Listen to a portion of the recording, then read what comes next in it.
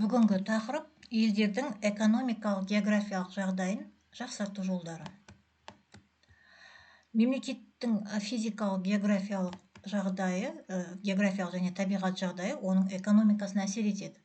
Ал аймақтың экономикалық географиялық жағдайы экономикаға тікелей ықпал етеді. Бұл ұғымның авторы Баранский болатын. Алдарыңызда Николай Николаевич Баранский. Экономикалық географиялық жағдай бұл белгілі бір нысанның экономикалық картадағы орны. Физикалық географиялық жағдай табиғат деректері, яғни табиғаттың берген сыйы. Физикалық географиялық жағдайдан экономикалық географиялық жағдайдың айырмашылығы уақыт өте өзгеруінде.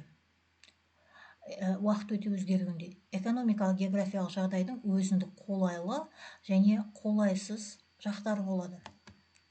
Біздің еліміз экономикалық географиялық жағдайының қолайлы жақтарын қолдануға бейімделіп жатқан жетекші елдердің бірі. Оған не себепті деген сұраққа жауап беретін болсақ, біріншіден географиялық орынның қолайлылығына сүйенеді, яғни халықаралық сауданың орталығы болып саналатын Еуропа мен Азияның тоғысында орналасуы және транзиттік жағдайы экономикалық географиялық жағдайды жақсартуға мүмкіндік береді. Мемлекетіміз транзиттік әлеуетін жоғарылату және жақсарту мақсатында көлік коммуникациясын кеңейтуге қыруар қаржы жұмсауда. Теміржол және автомобиль жолдары салынуда, көлік парктері жаңғыртылуда, көлік инфрақұрылымы жаңа технологиялар пайдаланылуда. Бұл істің мақсаты жүкті тасымалдау уақытын қысқарту және тасымалдау құнын азайту. Екіншіден, біздің тарихи қалыптасқан көршілеріміз, яғни Ресей мен Қытай мемлекеттері дүние жүзіндегі экономикасы қарқынды дамып келе жатқан елдер. Нарығы өте ауқымды, байланысқа тиімді және сауда байланысын жақсы дамыған. Қазақстанның аталған көрші елдермен байланысы нығайған сайын экономикамыздың дамуы да күшейе түспек.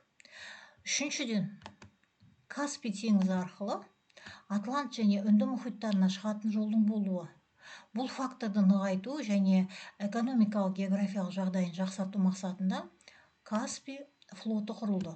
Шетелдерден теңіз порттарын, терминалдарын, зауыттар және сауда мекемелерін жалға және сатып алуға, шаруашылық байланысты кеңейтуге және сауда нарығына икемделуге мүмкіндік жасалады.